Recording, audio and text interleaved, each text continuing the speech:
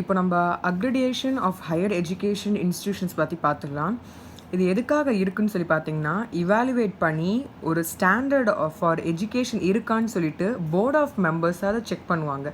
So இதனால் ஒரு quality of education அதெல்லாம் ஒன்றும் அது இன்னும் சிம்பிளாக சொல்லணும்னா, எஜுகேஷன் சிஸ்டம் வந்து கரெக்டாக ப்ராப்பராக கொடுக்குறாங்களா, அதுக்கு தேவையான ஃபார் எக்ஸாம்பிள் ஒரு ஸ்கூல் இருக்குது, ஒரு காலேஜ் இருக்குது, ஒரு யூனிவர்சிட்டி இருக்குது, எது இருந்தாலும் அதுக்கு தேவையானதெல்லாம் என்ன வேணும், அதோடைய ரூம்ஸ் வேணும், ஓப்பன் ஏரில் இருக்கக்கூடிய விண்டோஸ் வேணும், ஸ்டூடெண்ட்ஸ் இப்போ ஏசினா ஏசி வந்து ஒர்க்கிங் கண்டிஷனில் இருக்கான்னு பார்க்கணும், அவங்களுக்கு தேவையான ரெஸ்ட் ரூம்ஸ் இருக்கான்னு பார்க்கணும், அதுக்கான கேன்டீன்ஸ் இருக்கா, ஹாஸ்பிட்டல்ஸ் உள்ளே வந்து கொடுத்துருக்காங்களா, பிளேயிங் கேம்ஸ்க்கு இடம் இருக்கா, கிரவுண்ட் இருக்கா, ஸ்டாஃப்ஸ் வந்து ஃபேக்கல்ட்டிஸ் இருக்காங்களா, இந்த மாதிரி நிறைய விஷயங்களை வந்து அவங்க பண்ணுறதை வந்து ஸ்டிக்கிங் டு அகடமிக்காக இருக்காங்களா, ஸ்டூடெண்ட்ஸ் எப்படி இருக்காங்க, டீச்சர்ஸ் எப்படி இருக்காங்க, அட்மிஷன்லாம் எப்படி பண்ணுறாங்க, அவங்களுடைய கோல்ஸ் எல்லாம் லைக் படிப்பு நோக்கி இருக்கா அப்படின்னு சொல்லிட்டு எல்லா குவாலிட்டிஸுமே செக் பண்ணுறது தான் வந்து இவங்களுடைய வேலை. அதான் accreditations of higher education institution கொடுத்துருக்காங்க. இப்போ இவங்க கொடுத்துருக்கிறது தான் இருக்கும் பாருங்களேன். Overall mission of the college என்ன, ஓவராலாக எப்படி அந்த காலேஜ் இருக்குது, அதோடைய அப்ஜெக்டிவ்ஸ் அண்ட் கோல்ஸ் வந்து டீச்சிங் பேஸ் பண்ணியே இருக்குதா, ஸ்டூடெண்ட்ஸ் வந்து அட்மிஷன் வந்து தேவையான ரெக்ரூட்மெண்ட்டில் தான் சேர்க்குறாங்க, எலிஜிபிலிட்டியில் தான் சேர்க்குறாங்களா, சர்வீஸ் அவைலபிலிட்டி டு ஸ்டூடெண்ட்ஸில் என்ன கொடுக்குறாங்க, அதாவது கேன்டீன் ஃபெசிலிட்டி, அந்த பிடி, இந்த மாதிரி விஷயங்கள், எக்ஸ்ட்ரா கான்ஃபரன்ஸு, இந்த மாதிரி விஷயங்கள், அவங்களுக்கு தேவையான பிளேசர்ஸ், அவங்களுக்கு தேவையான லைக் இன்ஸ்ட்ரக்ஷன்ஸ் எல்லாம் கரெக்டாக கொடுக்குறாங்களா அப்படின்னு சொல்லிட்டு பார்க்குறது. அதாவது எஜுகேஷன் சிஸ்டம் எப்படி கொடுக்குறாங்க, ஆன்லைன் ஆஃப்லைன் இதில் என்ன மாதிரி கொடுக்குறாங்க, அந்த மாதிரி service and quality of the education and reputation of the faculty எப்படி இருக்காங்க, ஃபேக்கல்ட்டி நல்லா சொல்லித்தராங்களா, எக்ஸ்பர்டைஸ்டாக இருக்காங்களா, அதே மாதிரி கரிக்குலர் ஆஸ்பெக்ட்ஸ் எப்படி இருக்குது, டீச்சிங் லேர்னிங் இவாலுவேஷன் வந்து எப்படி பண்ணுறாங்க, இன்ஃப்ராஸ்ட்ரக்சர் எப்படி இருக்குது. நான் சொன்னேன்ல, அந்த கன்சர்ன்ட் ரூம் ஒரு ஸ்டூடெண்ட்ஸ் இருக்காங்கன்னா அதுக்கு தகுந்த மாதிரி ரூம்ஸ், அதுக்கான பெஞ்சஸ், அதுக்கான போர்டோ இல்லை அதுக்கு தேவையான விஷயங்கள்லாம் இருக்குதா, அதே மாதிரி student support and progression, students நல்லா படித்து நல்லாலாம் ப்ராக்ரெஸ் பண்ணுறாங்களா, லைஃப்லேயும் ப்ராக்ரெஸ் பண்ணுறாங்களா, அப்படி எல்லாமே செக் பண்ணுவாங்க. ஆர்கனைசேஷன் அண்ட் மேனேஜ்மெண்ட் அதான் அவங்களுடைய பார்த்திங்கன்னா நிறைய பேர் வந்து ஆன் கேம்பஸ்லாம் வச்சு கண்டக்ட் பண்ணுற யூனிவர்சிட்டிஸ்லாம் ரொம்ப வந்து என்கரேஜ் பண்ணுவாங்க. நிறைய பேர் ஸ்டூடெண்ட்ஸ் எல்லாம் நிறைய சேர்ப்பாங்க, ஏன்னா ஜாபோட அஷூரன்ஸ் இருக்கும். ஸோ அந்த மாதிரி ப்ராக்ரெஷன் வந்து சப்போர்ட் எப்படி இருக்குது அப்படிங்கிற விஷயங்கள் எல்லாமே. ஸோ அடுத்து பார்த்திங்கன்னா வந்து national assessment and accreditation council 1994. So இதில் லைன் பை லைனாக 1 by 1 பார்க்கலாம். ஸோ NAC, இது பேர் ஷார்ட்டாக NACன்னு சொல்லுவாங்க. இது வந்து எப்போது வந்து யார் எஸ்டாப்ளிஷ் பண்ணுறாங்கன்னா UGC, அதாவது யூனிவர்சிட்டி கிராண்ட்ஸ் கமிஷன். எதுக்குன்னு சொல்லி பார்த்தீங்க அப்படின்னா, to assess and accredit institutions of the higher learning வந்து எப்படி இருக்குது, நம்ம இந்தியாவில் எப்படி இருக்குன்னு பார்த்து சர்டிஃபிகேட் கொடுப்பாங்க. அதுக்காக தான் இது முக்கியமாக இருக்குது. ஃபஸ்ட்டு 1992 இதை என்ன பண்ணுறாங்கன்னா ஃபார்ம் ஆச்சு, நேஷ்னல் பாலிசி ஆன் எஜுகேஷன் 1986 பிரகாரம். இப்போ என்ன பண்ணுறாங்கன்னா, அடுத்து குவாலிட்டி வந்து பேஸ் பண்ணி இது ஃபுல்லாகவே பார்ப்பாங்க. இப்போ இந்த NACங்கிறது ஒரு அட்டானமஸ் பாடி, அதாவது அவங்களே எல்லாமே அவங்களே முடிவு எடுக்கக்கூடியவர்களை தான் வந்து அட்டானமஸ் பாடின்னு சொல்லுவாங்க. இந்த NAC யாரால் வந்து ஃபண்ட் பண்ணுறாங்க, NACக்கு யார் ஃபண்ட் பண்ணுறாங்கன்னா UGC. இந்த UGC எப்போ இந்த இது இருக்கு இல்லையா, இது கவர்மெண்ட் ஆஃப் இந்தியா. ஸோ இது எப்போ ஓப்பன் பண்ணியிருக்காங்க அப்படின்னா 1994. அண்ட் இதோட ஹெட்குவார்ட்டர்ஸ், NACோட ஹெட்குவார்ட்டர்ஸ் எங்கே இருக்குது அப்படின்னா பெங்களூரு.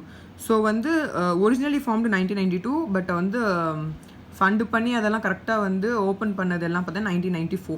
ஸோ NACோட அப்ஜெக்டிவ் சொல்லி பார்த்தீங்க அப்படின்னா என்னென்னா, நான் சொன்னதே தான், அசஸ் பண்ணுவாங்க, அதாவது பார்க்குறது கரெக்டாக இருக்கா, ஏது இருக்குது அப்படின்னு சொல்லி பார்ப்பாங்களா, மானிட்டர் பண்ணுவாங்க பார்த்தீங்களா, அதாவது கவனிக்கிறது, அவங்கள வந்து கிராஸ் செக் பண்ண, அந்த மாதிரி அதான் அசஸ் பண்ணுறது, அதை செக் பண்ணி பார்க்குறது, அக்ரிடேட் பண்ணுறது, லைக் அவங்களுடைய கிரேட்ஸ் வந்து எப்படி இருக்குது, அவங்களுடைய ப்ரோக்ராம்ஸ் எப்படி இருக்குது, அவங்களுடைய குவாலிட்டி ஆஃப் டீச்சிங் ரிசர்ச்லாம் எப்படி இருக்குது, அப்புறம் வந்து அப்ஜெக்டிவ்ஸை பேஸ் பண்ணி இருக்கா, நெசசரி தேவையான சேஞ்சஸ் இன்னோவேஷன்ஸ் எல்லாம் இருக்கிறதா அந்த காலேஜ்லேயோ இல்லை யூனிவர்சிட்டிலையோ, அப்புறம் செல்ஃப் இவாலுவேஷன்ஸ்க்கெலாம் வந்து டைம் கொடுக்குறாங்களா அந்த ஹையர் எஜுகேஷனில், இது என்கரேஜ் பண்ணுறாங்களா, அக்கௌண்டபிலிட்டியாக பண்ணுறாங்களா அப்படிங்கிறது எல்லாமே வந்து என்னென்னா அப்ஜெக்டிவ்ஸ் ஆஃப் NAC. இப்போ இந்த NACலேயே நம்ம கவனிக்கக்கூடிய முக்கியமான விஷயம் பார்த்தீங்க அப்படின்னா, நீட்ஸ் பேஸ் பண்ணி லைக் காலங்கள் மாற மாற மாற்றங்கள் தேவைப்படுது இல்லையா?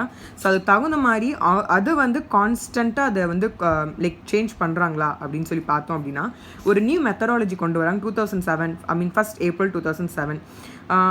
என்ன பண்ணுறாங்க அப்படின்னா, ஒரு 2 ஸ்டெப் அப்ரோச் கொண்டு வராங்க.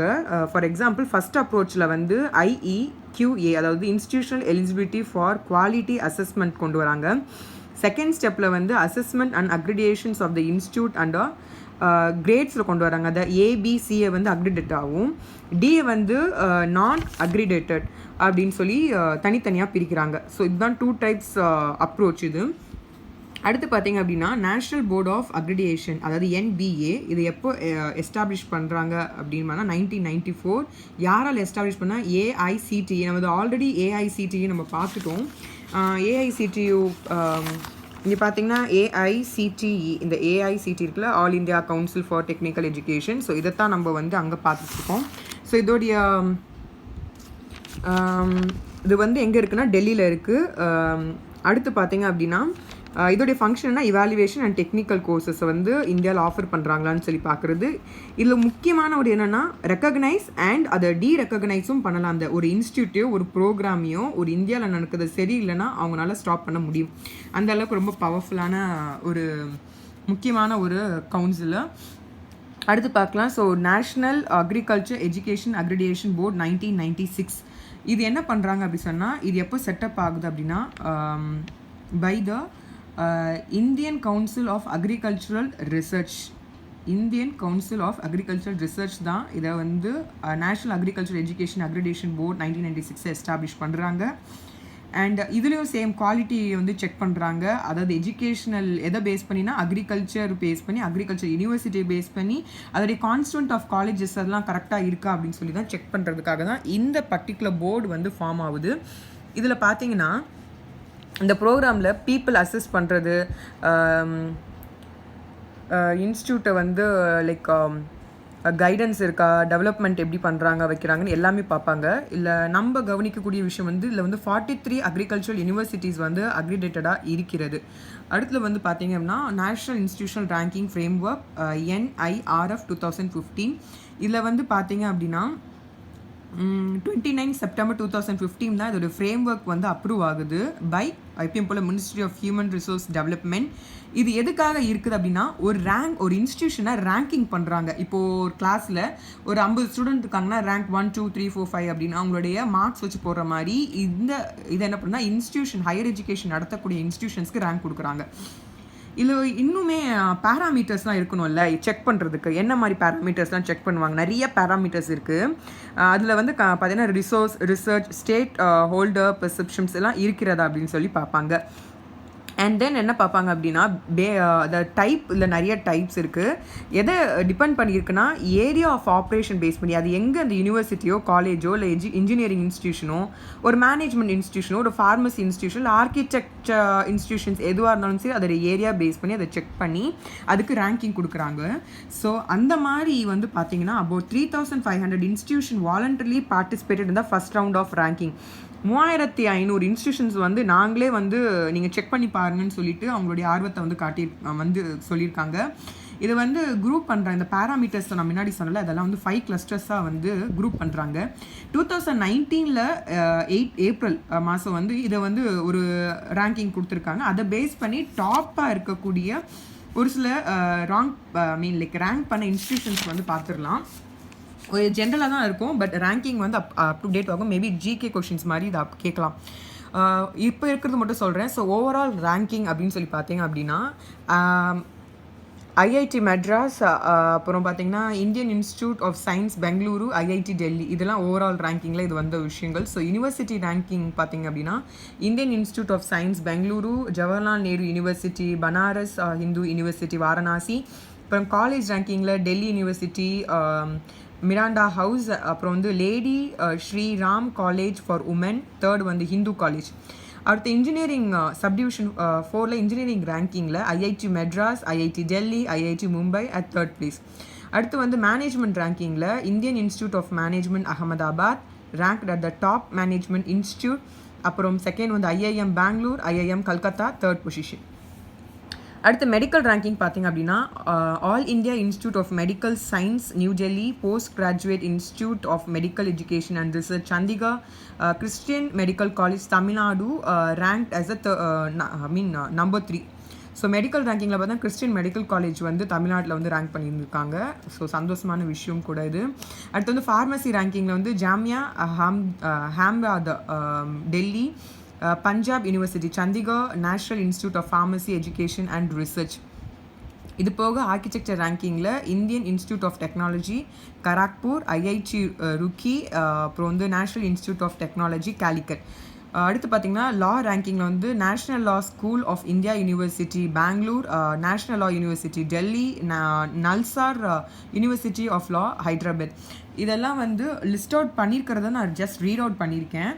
பேஸ்ட் வந்து 2019 டாப் ரேங்க் இன்ஸ்டியூஷன் எதுன்னு சொல்லி பார்த்துருக்கோம். ஸோ அடுத்து பார்த்திங்கன்னா all India survey on higher education 2018-19 இது ஒரு சிம்பிளுங்க, ஒன்றுமே இல்லை. ஹையர் எஜுகேஷனை வந்து எப்படி இருக்குன்னு சொல்லிட்டு ஒரு வருஷத்துக்கு ஒரு வெப் பேஸ்டாக செக் பண்ணுறாங்க. ஆன்லைனில் நம்ம செக் பண்ணுறோம்ல, அந்த மாதிரி வந்து இன்ஸ்டியூஷன்ஸை வந்து செக் பண்ணுறாங்க. சிம்பிளாக சொல்லணும்னா இவ்வளோ தான், வருஷத்துக்கு ஒரு தடவை செக் பண்ணுறாங்க வெப் பேஸில்.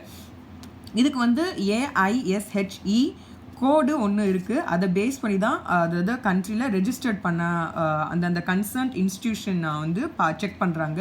ஸோ இதோடைய ரிப்போர்ட் வந்து 2018-2019 வந்து இதோடைய ரிப்போர்ட்டும் எடுத்திருக்காங்க. அது ரிலீஸும் பண்ணியிருக்கு. Ministry of human resource Development release பண்ணியிருந்திருக்காங்க. இதில் ஒரு சில ஃபைண்டிங்ஸ் என்ன கண்டுபிடிச்சிருக்காங்க. நிறைய பிரகாரம் பார்த்தீங்கன்னா நல்ல ஒரு இன்க்ரீஸ் தெரிஞ்சிருக்கு. அதாவது கிராஸ் என்ரோல்மெண்ட் ரேஷியோவில் நிறைய சேஞ்சஸ் இருக்குது. அதே மாதிரி ஃபேக்கல்ட்டி நம்பர்ஸ் இன்க்ரீஸ் வந்து சேஞ்ச் ஆகிருந்திருக்கு. அதே மாதிரி பார்த்தீங்க அப்படின்னா யூஜி அதாவது அண்டர் கிராஜுவேட் லெவல் பார்த்தீங்கன்னா அதுலேயும் என்ரோல்மெண்ட் இன் ஆர்ட்ஸ், சோஷியல் சயின்ஸ், இந்த மாதிரி காமர்ஸ் சப்ஜெக்ட்ஸ்லாம் வந்து இன்க்ரீஸ் ஆகிருந்திருக்கு பர்சன்டேஜ். அடுத்து இன்னொரு விஷயம் என்னென்னா ஹையஸ்ட் நம்பர் ஆஃப் என்ரோல்மெண்ட் எங்கெல்லாம் நடந்திருக்குன்னா ஃபஸ்ட்டு உத்தரப்பிரதேஷ், அப்புறம் மகாராஷ்டிரா அண்ட் தமிழ்நாடுல வந்து இந்த மாதிரி விஷயங்கள் நல்ல விஷயங்கள் ஹையர் எஜுகேஷனில் நிறைய அதிகமாக இருக்குன்னு சொல்கிறாங்க. அடுத்து பார்த்திங்கன்னா other agencies or bodies related to higher எஜுகேஷனில் பார்த்தோம் அப்படின்னா இது வந்து எல்லாமே வந்துடும். லைக் ஃபார் எக்ஸாம்பிள் ப்ரொஃபஷ்னல் இருக்கக்கூடிய எஜுகேஷனாக இருக்கட்டும், டெக்னிக்கலாக இருக்கட்டும், இல்லை வேறு எதுவாக இருந்தாலும் சரி, இன்னும் கொஞ்சம் எலாபரேட்டாக சொல்லணும் அப்படின்னா medical education, general education, technical education, இந்த மாதிரி விஷயங்கள் எல்லாமே வந்து other agencies or bodies related to higher எஜுகேஷன்ஸில் வந்துடுது. ஸோ 1 by 1 பார்த்துடலாம். இல்லை அவங்க 10 கொடுத்துருக்காங்க. மெடிக்கல் கவுன்சில் ஆஃப் இந்தியா அதாவது MCI இது வந்து நியூ டெல்லியில் இருக்குது. 1933 ஃபார்ம் ஆனது. இது எதுக்காக இருக்குன்னு நல்லாவே தெரியும். ஸோ மெடிக்கல் ரிலேட்டடாக இருக்கக்கூடிய அவங்களுடைய medical qualifications, accreditations to the medical ஸ்கூல்ஸ்க்கு இருக்கா, அதே மாதிரி ரெஜிஸ்ட்ரேஷன்ஸ் வந்து பண்ணியிருக்காங்களா, ப்ராக்டிஸ் பண்ணுறவங்க, மெடிக்கல் ப்ராக்டிஸை பண்ணுறவங்க, ஸோ டாக்டர்ஸ்க்கே ப்ராக்டிஸ் பண்ணுறதுக்குலாம் ஒரு சில க்ரைட்டீரியாலாம் சாட்டிஸ்ஃபை பண்ணியிருக்காங்களா, ஸோ அதை மெடிக்கல் ப்ராக்டிஸ் பண்ணுறவங்கள வந்து மானிட்டர் பண்ணுறது இது எல்லாமே மெடிக்கல் கவுன்சில் ஆஃப் இந்தியா கீழே வந்துடும். அடுத்து பார்த்தீங்க அப்படின்னா வந்து சென்ட்ரல் ஹிந்தி டைரக்டரேட்னு ஒரு விஷயம் இருக்குது, கான்செப்ட். ஸோ 1960 ஹிந்தியை டெவலப் பண்ணுறதுக்காக ஆரம்பிச்சது தான் இந்த central Hindi directorate. So article 351 of constitution of India பிரகாரம் தான் இதை வந்து அவங்க இந்தியா முழுக்க இந்த லாங்குவேஜ் வந்து டெவலப் பண்ணுங்கிற ஒரு முயற்சி எடுத்துகிட்ருக்காங்க. ஸோ அடுத்து பார்த்தீங்க அப்படின்னா இது வந்து எங்கே இருக்குன்னா நியூ டெல்லியில் இருக்குது. இதில் இதை பேஸ் பண்ணி சென்ட்ரல் ஹிந்தி டைரக்டரேட்டை வந்து டெவலப் பண்ணுறதுக்காக ரீஜனல் வைஸ் ஆஃபீஸ் இருக்குது. ஃபார் எக்ஸாம்பிள் சென்னையில் இருக்குது, கொல்கத்தாவில் இருக்குது, ஹைதராபாத்தில் இருக்குது, குவாஹாத்தியில் இருக்குது. அடுத்து பார்த்தீங்க அப்படின்னா தேர்டு வந்து commission for scientific and technical terminology 1961. இது ஒன்றும் இல்லைங்க, இந்தியன் லாங்குவேஜஸில் எத்தனை லாங்குவேஜ் இருக்கோ அதுக்கு எல்லாத்துக்குமே வந்து லைக் டெர்மினாலஜி அண்ட் சயின்டிஃபிக்காக டேர்ம்ஸ் இருக்கான்னு சொல்லி பார்க்குறது தான் இந்த கமிஷன். அடுத்து பார்த்தீங்க அப்படின்னா பார் கவுன்சில் ஆஃப் இந்தியா. இது அட்வொகேட்ஸ் ஆக்ட் 1961 பிரகாரம் இது ரொம்ப முக்கியமான ஒரு bar council of India. Like law practice பண்ணுறவங்க, இப்போ மெடிக்கல் சொன்ன மாதிரி லா ப்ராக்டிஸ் பண்ணுறவங்க, லீகல் ப்ரொஃபஷன் எடுத்து நடக்கிறவங்க, இல்லை லீகல் நேச்சர் சம்மந்தப்பட்டிருக்க லீகல் எஜுகேஷனாக இருக்கட்டும், லீகல் ப்ரொஃபஷனாக இருக்கட்டும், லீகல் பாடிஸாக இருக்கட்டும், இல்லை என்ன விஷயமாக இருந்தாலும் சரி, இது எல்லாமே கவர் ஆகுது எங்கன்னா பிசிஐயில் தான் கவர் ஆகும். ஸோ அட்வொகேட்ஸ் பொறுத்த வரைக்கும் பிசிஐ இஸ் வெரி இம்பார்ட்டன்ட் ஒரு ஸ்டாட்யூட்டரி பாடி. அவங்க ரெப்ரசன்டிங் இந்தியன் பார்.